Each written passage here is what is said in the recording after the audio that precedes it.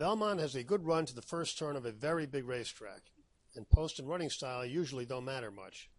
But this year, several have similar running styles, and post position could matter for those without early speed if the field gets bunched up. Brody's Cause returned to his 2-year-old top in the Bluegrass, then paired it in the Derby while racing wide. There's nothing wrong with the pattern, and he could be ready for a new top, but he would need one just to catch up with all those that start out faster than him. Cherry Wine is the other Romans trainee, and while Brody's Cause hasn't developed at all from his 2-year-old top, the new top this one jumped to last time represents 6 points of development. With just 3 weeks rest, we have to believe a bounce is likely. Creator did a lot of developing to get to the effort that won the Arkansas Derby, and we weren't surprised he bounced in Louisville. With 5 weeks rest, he could run back to his top, but even that would only get him to the exotics, and it's no sure thing he'll even run that well.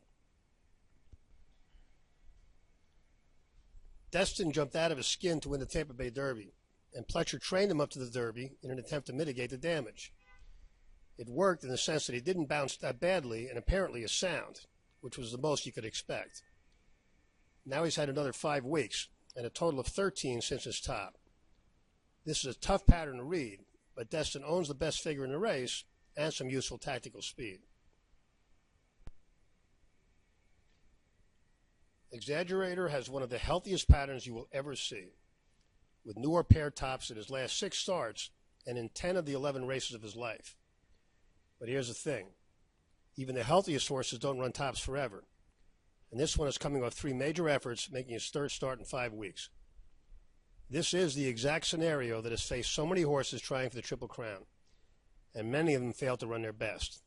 It's probably about 50-50 that Exaggerator can throw another one, but his margin for error is not great. Even if he runs his top, there are several here within about a point of him in ability, and one faster. This colt got a good trip in the Derby and a great one in the Preakness. He would need both to fire and get another good trip to have a big shot here, all of which leaves Exaggerator a contender, but an underleg. Forever Dioro has a pattern that could yield a new top, which would still leave him way too slow.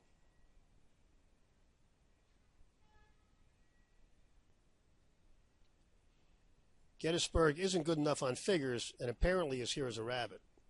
He does have a nice pattern for a new top, so he could be around longer than people expect. Governor Malibu has been moving forward and still hasn't bounced. Clement brought Tonalist into this race in similar fashion, and it would be no shock to see this one go forward again. Since he's already in the mix with just a repeat of his last, that makes Governor Malibu a contender. Note that while Cherry Wine has similar development from 2 to 3 and has the same top, he jumped more to get to the top and has less rest since, and doesn't have Clement. Lanny is similar to both Cherry Wine and Governor Malibu in that they all march down to the same top. But in this case, we don't have a line on his 2-year-old figures or how much he has developed. This one had a wide trip in the Preakness and so got a worse result from the same figure as Cherry Wine, but has a better pattern than that one now, with nice incremental development. This will be Lanny's 3rd start in 5 weeks, but with all the training nonsense, he might just be finding himself, and we won't throw him out at a big price. Seeking the Soul ran fast first time out, worse with the addition of blinkers than his best yet when they came off. This could turn out to be a very nice horse, and it's not completely inconceivable that he can move forward and get a piece of this. But we don't think they're doing him any favors by setting him 1.5 miles on short rest at this point in his career. Stradivari ran well in his 2nd start at 2 and a big one in his 3-year-old debut.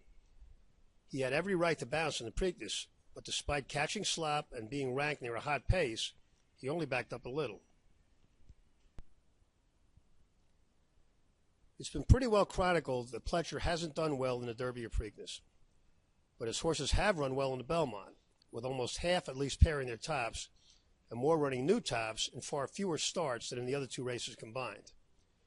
There's a good chance Stradivari will at least run back to his top here, and with tactical speed, that arguably makes him the most likely winner of the Belmont.